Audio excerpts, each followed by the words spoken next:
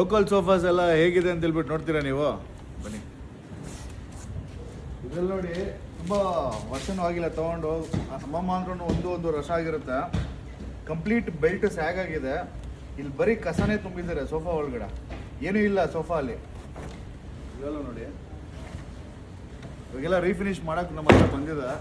ಇದಕ್ಕೂ ನಮ್ಮದಕ್ಕೂ ಕ್ವಾಲಿಟಿ ಏನು ಡಿಫ್ರೆನ್ಸ್ ಅಂತ ಹೇಳ್ಬಿಟ್ಟು ನಮ್ಮದು ನೋಡಿ ಕೆಲವರು ಕಸ್ಟಮರ್ಸು ಬಂದಾಗ ಹೇಳ್ತಾರೆ, ಸರ್ ಜಿಗ್ಜಾಗ್ ಸ್ಪ್ರಿಂಗ್ ಬೇಡ ಸರ್, ಸೌಂಡ್ ಬರುತ್ತೆ ಅಂತ ಹೇಳ್ಬಿಟ್ಟು. ಸ್ಪ್ರಿಂಗ್ ತೊಗೊಂಡಿಲ್ಲ ಅಂದರೆ ಇದರಲ್ಲಿರೋ ಕಂಡೀಷನ್ ಆಗಿಬಿಡುತ್ತೆ. ಸೊ 100% ಸ್ಪ್ರಿಂಗ್ ತೊಗೊಳ್ಳೇಬೇಕು. ಬೆಲ್ಟ್ ಸಾಗಾದ್ರೂ ನಿಮಗೆ ಸ್ಪ್ರಿಂಗ್ ಸಪೋರ್ಟ್ ಇರುತ್ತೆ. ನಮ್ಗೆ ಕೊಟ್ಟಿರೋ ಸ್ಪ್ರಿಂಗ್ ನೋಡಿ, ಒಂದು ಸೀಟಿಗೆ ಬಂದುಬಿಟ್ಟು 5 ಸಪೋರ್ಟ್ ಕೊಟ್ಟಿದ್ದೀವಿ, 4 ಬೆಲ್ಟ್ ಸಪೋರ್ಟ್ ಕೊಟ್ಟಿದ್ದೀವಿ. ಸೊ ಯಾವುದೇ ಆಗಲಿ 5 ವರ್ಷ ಅಲ್ಲ 10 ವರ್ಷ ಆದರೂ ನಿಮಗೆ ಸೀಟಿಂಗಲ್ಲಿ ಕಂಪ್ಲೇಂಟ್ ಬರೋದೇ ಇಲ್ಲ ನಮ್ಮ ಹತ್ರ.